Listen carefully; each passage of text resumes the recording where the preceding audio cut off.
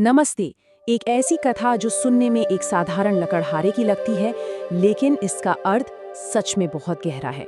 आज हम हिमालय की वादियों से आई लकड़हारा और दिव्य भूख वाली इस प्राचीन कथा का विश्लेषण करेंगे। हम अर्जुन नाम के इस लकड़हारे की कहानी को समझेंगे और देखेंगे कि आखिर सच्ची श्रद्धा और विश्वास का असली मतलब होता क्या है।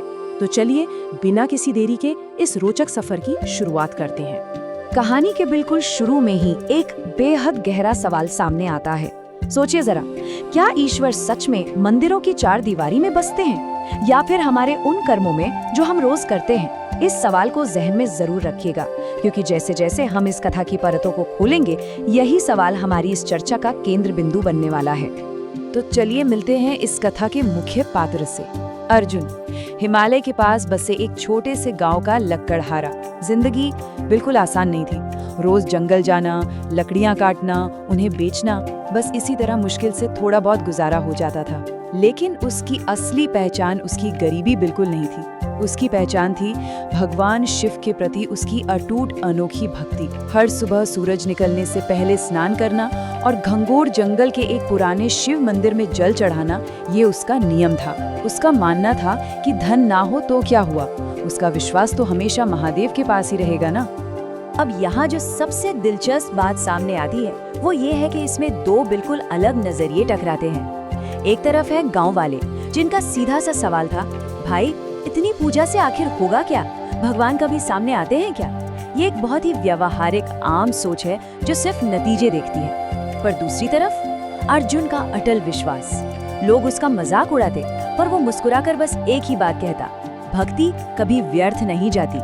सच में उसका आंतरिक विश्वास बाहरी तानों से कहीं ज्यादा मजबूत था। लेकिन देखिए, हर विश्वास की परीक्षा तो होती ही है। और अर्जुन के गांव में एक साल ऐसी भयंकर सर्दी पड़ी, ऐसी लगातार बर्फबारी हुई कि लोगों का घर से निकलना लगभग नामुमकिन हो गया। धीरे धीरे राशन खत्म होने लगा। हालत ऐसी आ गई कि पूरे परिवार को कई दिनों तक आधा पेट खाकर सोना पड़ा। तनाव और भूखमरी का वो मंजर सच में बेहद डरावना था। परेशान होकर उसकी पत्नी ने थक हार कर आखिर कह ही दिया, मंदिर जाने से पहले अब कम से कम घर के बारे में तो सोचो। और इन सब के बीच एक रात ऐसी आई जिसने हालात और भी भयानक कर दिए। एक घनघोर तूफान, बिजलियां चमक रही थी, तेज बारिश और बर्फ, पूरे गांव में डर का माहौल था। उसकी पत्नी ने रोते हुए समझाया कि रास्ता बहुत खतरनाक है, आज तो बिल्कुल मत जाओ। लेकिन अर्जुन का जवाब पता है क्या था? उसने कहा, अगर मैं इस दुख और मुश्किल में भी महादेव का साथ छोड़ दूं, तो मेरी भक्ति कैसी?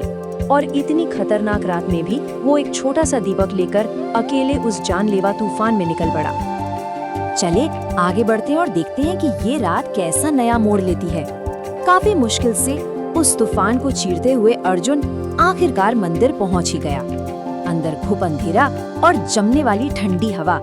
उसने कांपते हाथों से अपना दीपक जलाया और ओम नमः शिवाय का जाप शुरू ही किया था कि तभी मंदिर के बाहर से ठंड में ठिठुरते हुए किसी की दर्द भरी आवाज आई। अर्जुन तुरंत बाहर दौड़ा। उसने देखा कि एक बूढ़ा साधु भीगे कपड़ों में ठंड से बुरी तरह कांप रहा था और बेहद कमजोर आवाज में बोला, बेटा बहुत भूख लगी है। अब इस स्थिति की जरा कल्पना कीजिए। अर्जुन के पास खाने के लिए सिर्फ एक आखिरी छोटी सी रोटी बची थी, जो उसकी पत्नी ने खास उसके लिए बचाई थी।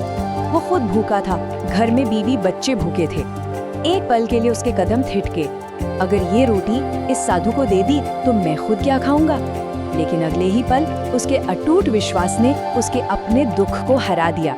उसने बिना सोचे वो पूरी रोटी साधु को दे दी और मुस्कुराकर बोला, दादा मेरे पास बस यही है, कृपया इसे ही स्वीकार कर लीजिए। और फिर एक चमत्कार हुआ। जैसे ही उस साधु ने रोटी खाई, मंदिर के अंदर एक बहुत तेज दिव्य प्रकाश फैल गया। तूफान और हवा जैसे अचानक रुक गई, बिल्कुल शांत। मंदिर की घंटियां बिना किसी के बजाय खुद ब खुद बजने लगी।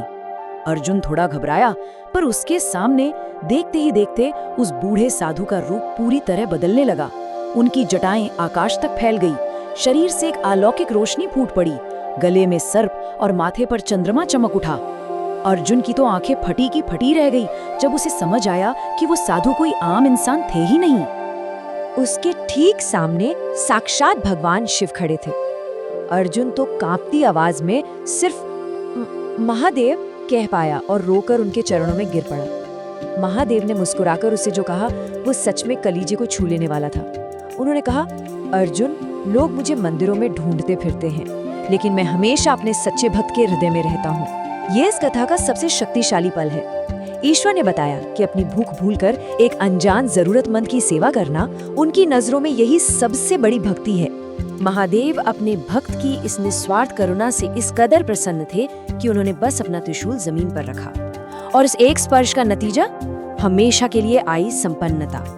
अगले ही दिन गांव का मौसम बिल्कुल साफ हो गया, जंगल फिर से हरे भरे हो गए, और सबसे बड़ी बात, अर्जुन के घर में उस दिन के बाद कभी भी अन्न या धन की कमी नहीं हुई। एक निस्वार्थ कर्म ने उसका पूरा दुख भरा जीवन हमेशा हमेशा के लिए बदल कर रख दिया। पर दोस्तों, इस कहानी का एक और सच में बहुत खूबसूरत हिस्सा है। अक्सर हम देखते हैं कि जब किसी को अचानक ऐसी सफलता या धन मिलता है तो अहंकार तो आ ही जाता है, लेकिन यहाँ कथा हमें एक बिल्कुल अलग आईना दिखाती है। अर्जुन को साक्षात ईश्वर के दर्शन हुए, उसकी गरीबी दूर हुई, लेकिन उसके दिल में जरा सा भी घमंड नहीं आया। उसका हृदय और भी ज्यादा विनम्रता और गहरी भक्ति से भर गया। इसने साबित कर दिया कि एक सच्चा व्यक्ति सब कुछ पाकर भी हमेशा अपनी जड़ों से जुड़ा रहता है, जमीन पर ही टिका रहता है। तो इस पूरी चर्चा में सबसे अहम बात आखिर क्या निकल कर आती है? सच्ची भक्ति है क्या? वो गांव वाले जो कभी उसकी पूजा का मजाक उड़ाते थे, वो भी समझ गए कि भगवान सिर्फ कर्मकांडों, रीति रिवाजों या सिर्फ मंदिर आने से प्रसन्न नहीं होते। उन्हें प्रसन्न करने का सच्चा मार्ग तो दया, निस्वार्थ सेवा और सच्चे प्रेम से होकर गुजरता है। नियम अपनी जगह जरूरी हो सकते हैं, पर दूसरों के दुख को समझना, असल अध्यात्म तो यही है। और ये सब बातें आखिर में हमें एक बेहद जरूरी सवाल पर लाकर खड़ी कर देती हैं। एक ऐसा सवाल जिसे इस चर्चा के बाद हम सबको सोचना चाहिए। अगर ईश्वर वाकई में करुणाशील और दयालु लोगों के हृदय में बसते हैं, तो आज ऐसी किसकी भूख है जिसे हम और आप शांत कर सकते हैं? ये भूख सिर्फ रोटी की नहीं होती, ये सहारे की, प्रेम की और मदद की भी हो सकती है। इस कहानी का सबसे बड़ा पाठ यही है कि हम अपने आसपास के लोगों में उस दिव्यता को महसूस करें। उम्मीद है इस विश्लेषण ने इस कथा के पीछे के गहरे संदेश को समझने में आपकी मदद की होगी। इस दिलचस्प सफर में जुड़े रहने के लिए बहुत बहुत धन्यवाद।